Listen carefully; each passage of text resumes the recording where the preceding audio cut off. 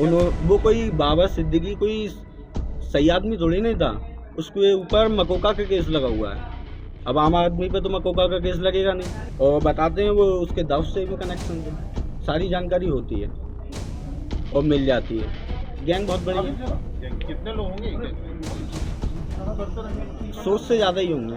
ये योगेश कुमार है, Lawrence Bishnoi gang का शूटर, उम्र 26 साल और उत्तर प्रदेश के बदायूं का रहने वाला है। 17 अक्टूबर को इसे एक मर्डर केस में गिरफ्तार किया गया था। दिल्ली पुलिस की स्पेशल सेल और मथुरा पुलिस की ज्वाइंट टीम ने एनकाउंटर के बाद योगेश को गिरफ्तार किया था।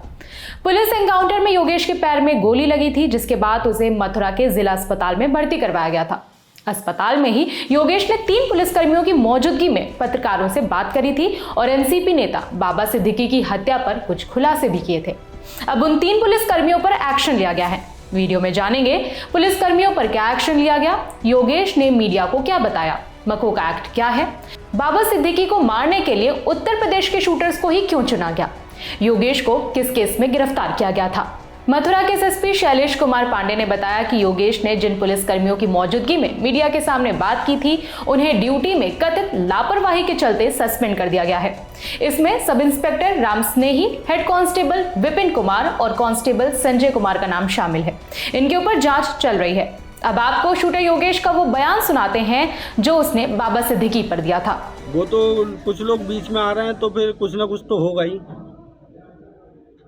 वो कोई बाबा सिद्दीकी कोई सही आदमी थोड़ी नहीं था। उसके ऊपर मकोका का केस लगा हुआ है। अब आम आदमी पे तो मकोका का केस लगेगा नहीं। और बताते हैं वो उसके दाऊद से भी कनेक्शन है। अगला निशाना तो देखो, हम तो जा रहे हैं जेल। अब पता नहीं कौन क्या कर रहा है और कैसा क्या होगा, इस बारे में मुझे जानकारी नहीं है।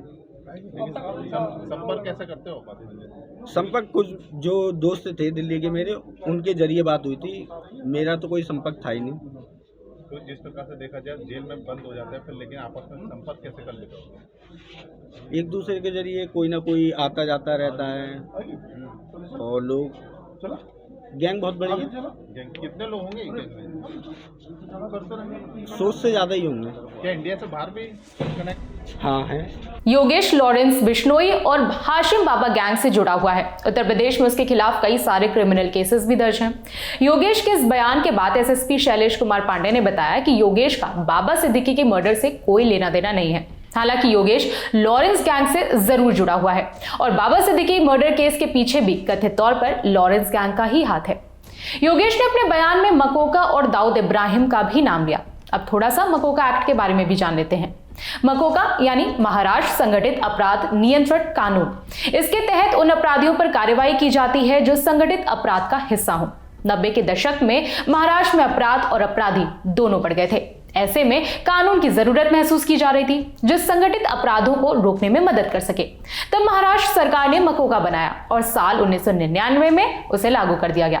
साल 2002 में दिल्ली सरकार ने भी मकोका को राजधानी में लागू कर दिया था। इसे काफी ज्यादा सख्त और कड़ा कानून माना जाता है। अब जानते हैं कि बाबा सिद्दीकी को मारने के लिए महाराष्ट्र के बजाय उत्तर प्रदेश के शूटर्स को क्यों चुना गया। सूत्रों के मुताबिक गिरफ्तार किए गए आरोपियों में से एक आरोपी ने, जिसका नाम नहीं बताया गया है, उसने पुलिस को पूछताछ के दौरान बताया कि वो महाराष्ट्र का रहने वाला है। वो अच्छी तरह से जानता था कि बाबा सिद्दीकी का महाराष्ट्र में कितना बड़ा नाम था। उसे इस बात का भी अंदाजा था कि उनकी हत्या के बाद लोगों का क्या रिएक्शन होगा। इन सबको देखते हुए उसने कथित मास्टरमाइंड शुभम लोंकर से इस काम के लिए 1 करोड़ रुपए की सुपारी मांगी थी। शुभम लोंकर ने इतना पैसा देने से इनकार कर दिया। आरोपी ने आगे बताया कि शुभम लोंकर समझ गया था कि महाराष्ट्र का कोई भी शूटर कम दाम में हत्या के लिए तैयार नहीं होगा, क्योंकि महाराष्ट्र में बाबा सिद्दीकी के कद से सभी वाकिफ हैं। इसलिए उसने उत्तर प्रदेश और हरियाणा के शूटर्स को चुना। वो बाबा सिद्दीकी के बारे में ज्यादा नहीं जानते थे, इसीलिए कम पैसों में हत्या के लिए राजी हो गए। बाबा सिद्दीकी पर गोली चलाने वालों में धर्मराज कश्यप, गुरनैल सिंह और शिव कुमार गौतम के नाम शामिल हैं। धर्मराज और गुरनैल को गिरफ्तार किया जा चुका है, लेकिन शिव कुमार अभी भी फरार है। 12 अक्टूबर की रात को मुंबई में इन तीनों ने गोली चलाकर बाबा सिद्दीकी की हत्या कर दी थी। हत्या के बाद लॉरेंस गैंग के शुभम लोंकर ने हत्या की जिम्मेदारी ली थी। फेसबुक पर एक पोस्ट शेयर कर उसने लिखा था, आज जिस बाबा सिद्दीकी की शराफत के पुल बांधे जा रहे हैं वो एक टाइम में दाऊद के साथ मकोका एक्ट में था। उसे मारने का कारण दाऊद को बॉलीवुड, राजनीति और प्रॉपर्टी डीलिंग में जोड़ना था। शुभम लोंगर के बाद शूटर योगेश ने भी मकोका और दाऊद इब्राहिम का नाम लिया था। दोनों ही लॉरेंस गैंग से जुड़े हुए हैं। अब जानते हैं कि मीडिया के सामने बयान देने वाले योगेश को किस केस में गिरफ्तार किया गया था। दिल्ली के ग्रेटर कैलाश में एक जिम मालिक की गोली मारकर हत्या कर दी गई थी। ये घटना 12 सितंबर की रात 11:15 के आसपास हुई थी। मृतक का नाम नादिर शाह था। जिम से बाहर खड़े नादिर शाह पर 7 से 8 राउंड फायरिंग हुई थी। इसी केस के सिलसिले में योगेश कुमार को गिरफ्तार किया गया था। इस केस से जुड़े आगे जो भी अपडेट्स आते रहेंगे हम आप तक जरूर पहुंचाएंगे। इस खबर में फिलहाल इतना ही। मेरा नाम है विभावरी। जाते जाते एक जरूरी सूचना, एक बार फिर ललन टॉप अड्डा जम रहा है। इस बार बिहार में, जगह पटना का बापू सभागार, तारीख 25 अक्टूबर। यहां आपसे मिलेंगे actor, educator, singer, IAS officer और एंटरप्रेन्योर। लिस्ट अभी खत्म नहीं हुई है। स्टैंड अप कॉमेडी और एक बढ़िया से नाटक का भी इंतजाम है। अड्डे में शामिल कैसे होना है? कोई मेहनत वाला काम नहीं है। खबर के डिस्क्रिप्शन बॉक्स में एक लिंक है, उस पर क्लिक करिए और रजिस्टर कर लीजिए। फिर हम होंगे, आप होंगे और होंगे अड्डे के भरपूर मजे। आपका इंतजार रहेगा। दिल्ली से निकलकर बाहर ललन टॉप आ पहुंचा है अपने मायके। अब की बार ललन टॉप अड्डा जमेगा बिहार में। जगह होगी बापू सभागार, पटना और तारीख 25 अक्टूबर। अगर आपको भी इस अड्डे का हिस्सा बनना है तो thelalantop.com पर जाइए, वहां पर मौजूद बैनर पर क्लिक करिए और अपने आप को रजिस्टर करवाइए। ललन टॉप बिहार अड्डा प्रेजेंटेड बाय सनराइज मसाले, स्वाद बिहार का, को powered by itel, Bihar tourism and Sudha milk and milk products.